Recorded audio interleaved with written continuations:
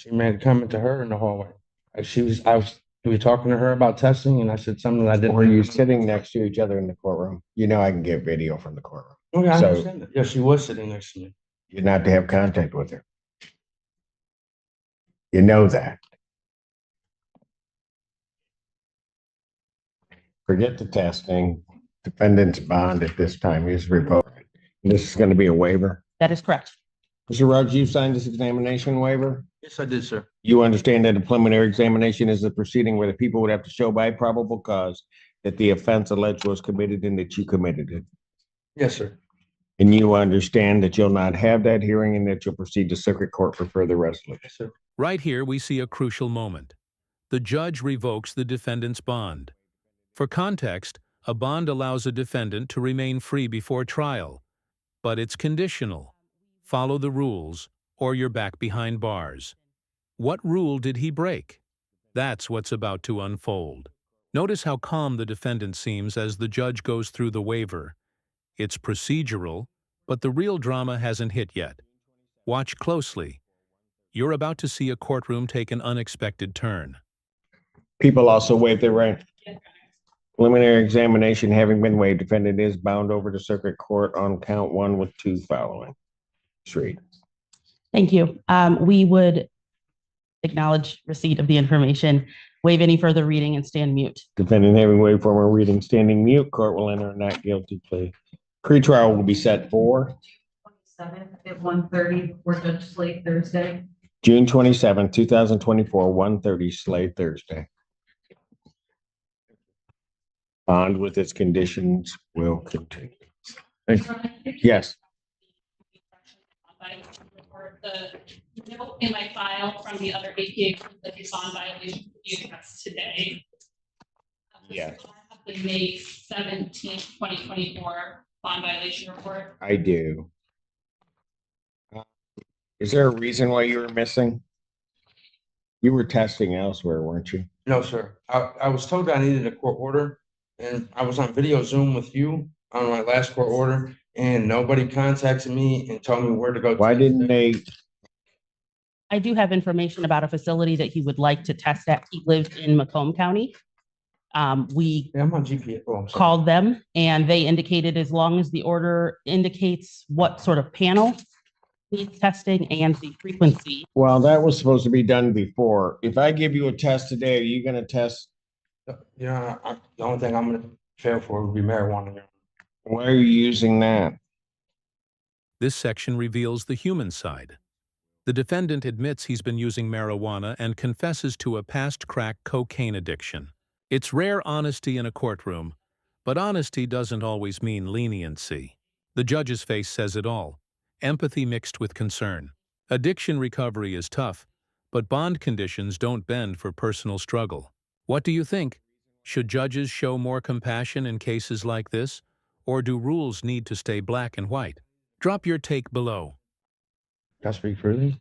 Yes. Your Honor, I'm gonna be upfront honest with you. I used to have a crack cocaine addiction, and I've come a long way.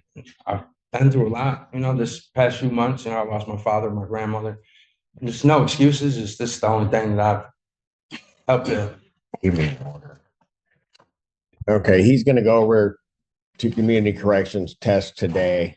I'll get the results and then I'll determine what his bond will be as he proceeds up, because he's told me what's gonna happen, and then we'll figure out. In the meantime, counsel can prepare an order so that he can test in Macomb. Okay, And then just to be clear for the record, the waiver is complete and we're only coming back on whether or not they'll be remanded. pardon? The waiver's all set now. Well, technically, no. Because, technically to retain jurisdiction, but I still have jurisdiction anyway. So he needs to go over and test, and then we'll figure out what we're gonna do. Here, we get into the legal weeds, testing orders, jurisdiction, and procedure. In plain terms, the judge is making sure everything is legally airtight before sending the defendant to be tested. When a case moves between jurisdictions, paperwork can get messy, and defense attorneys often fight to ensure their client doesn't get caught in procedural limbo.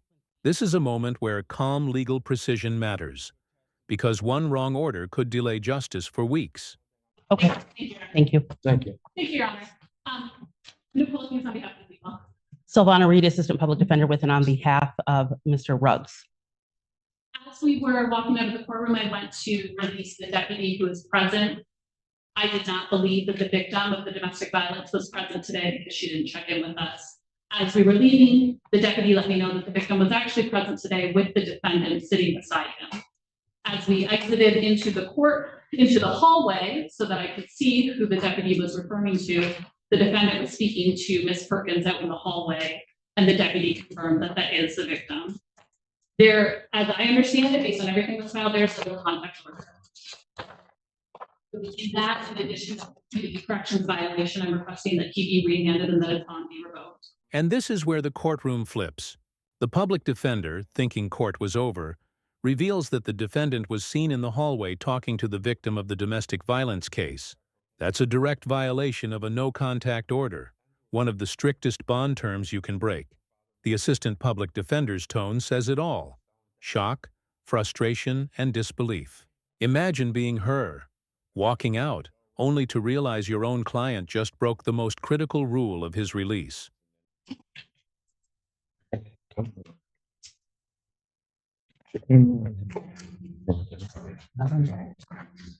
That's not my problem. She was in court. Mr. Allen, thank you, sir. Your Honor, I have no further information at this time.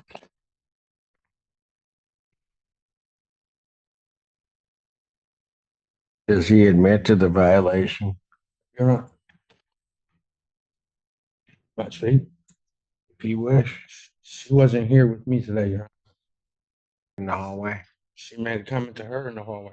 Like we were talking to her about testing, and I said something that I didn't. Were you sitting next to each other in the courtroom? You know I can get video from the courtroom. Okay, I So- understand that. Yeah, she was sitting next to me.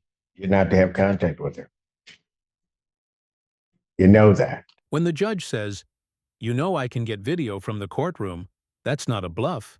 It's a legal hammer. Courtrooms are equipped with surveillance, and judges often use it to confirm or debunk claims instantly. The defendant admits the truth. Yes, he sat next to her. In that moment, his entire case shifts from negotiation to damage control. This is the definition of a self-inflicted wound in court. No one exposed him but himself. Forget the testing. Defendant's bond at this time is revoked. Defendant's remanded. It'd just go up before Judge Slay.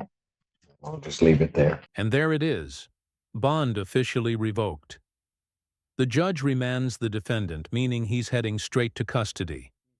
What started as a chance to rebuild turned into a cautionary tale about boundaries, addiction, and accountability. This case reminds us that even one small decision, one hallway conversation, can change everything. Thank you. Your Honor.